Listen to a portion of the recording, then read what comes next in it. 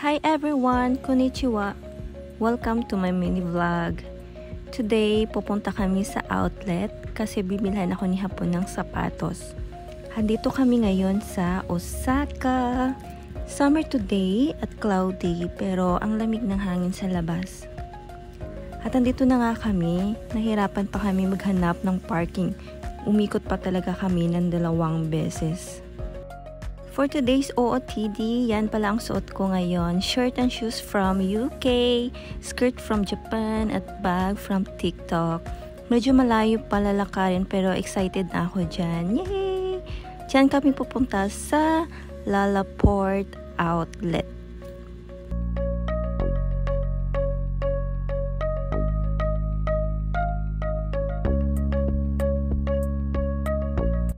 Ito ang entrance nila at sa right side may mga guide every floor para mabilis nyo mahanap kung saan floor gusto nyong puntahan. So hinanap namin mga brand shoes pero wala kaming nakitang brand na gusto kong bilhan ng sapatos. But pumasok na lang kami at naghanap ng makakainan dahil lunchtime naman. Ito kinain namin, hindi talaga mawawala ang ramen at ang chicken teriyaki. Sobrang sarap ng ramen dito sa Japan. Literal guys. So at ang dami pa ng serving. Kita nyo naman. Alam nyo ba guys, kapag kakain daw ng ramen, huwag daw putulin ang noodles. Dapat daw higupin mo talaga hanggang sa dulo. Ganyan, huwag puputulin. Nalaman ko lang yan kay Hapon.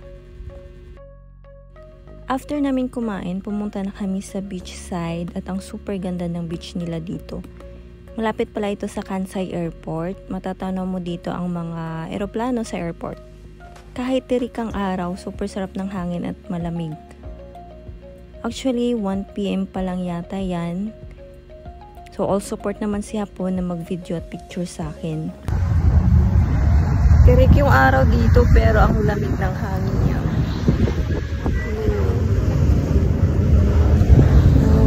Sarap. Tirik yung init pero malamig yung hangin.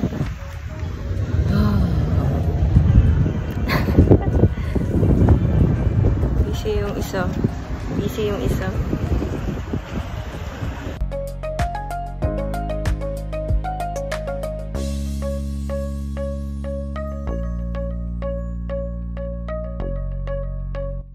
We've decided na pumunta sa mga bato. Iniisip ko siguro ang ganda mag-prenup dito. Char! One of the hidden gem ng Japan, the Marble Beach surrounded with white rocks and pebbles while overlooking sa Kansai Airport. I was thinking to bring 1 stone para panghilod. Char!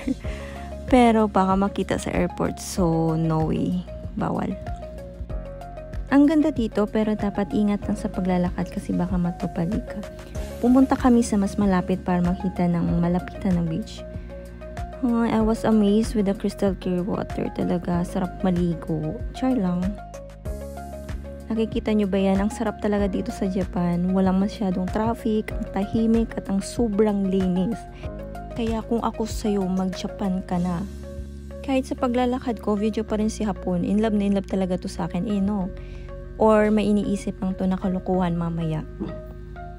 So ito na nga, nakuha pa niya ako biruin dito sa parking. Napapaisip na talaga ako kung Japanese ba talaga to. Char! Pero love ko to. Umalis na nga kami at we've decided to go to Dotonbori na lang. 30 minutes to 1 hour yung biyahe dito kasi mas maraming shop doon at makakapagpili pa ako kung anong shoes gusto ko. Welcome back to Dotonbori for the 2nd time around. Naamoy ko na makakabili na ako ng fave shoes ko dito. Iniisip ko palang kinikilig na ako.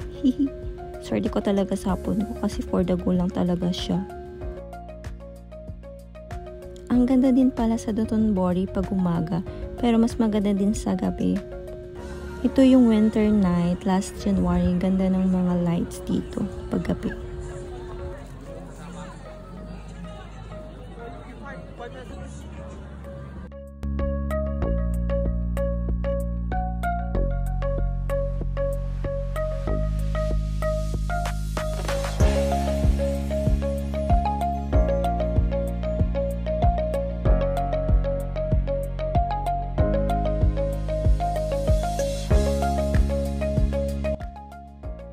Konnichiwa, Glikuman, Hisashi Puredes, at nagkita nga tayo muli. Grabe, pinapangarap ko lang to dati at pinapanood ko lang to sa mga video sa TikTok. At ngayon, andito na ako. Ang lakas ko talaga kay Lord. Thank you, Lord. At syempre, thank you sa aking mabait na hapon.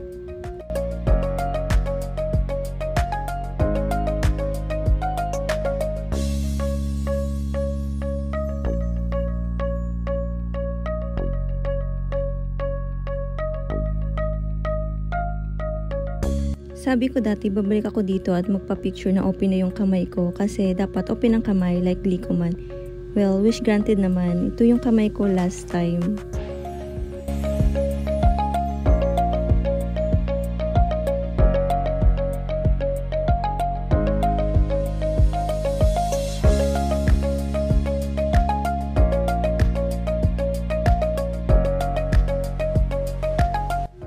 At dito na nga kami, ang effort ni hapon magtingin-tingin ng size para sa paa ko na malaki. Buti na lang, madaming shop dito. Finally, nakabili din ng brand shoes. Unang brand shoes ko to be, kaya super happy talaga ako. Ako na talaga nagbitbit dyan para feel ko din naman na nag-shopping nga ako. Char!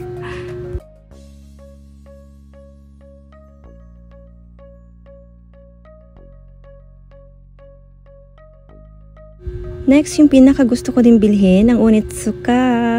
May pagka-pricey lang siya, pero this time, pera ng bigay ni hapon ang pinambili ko.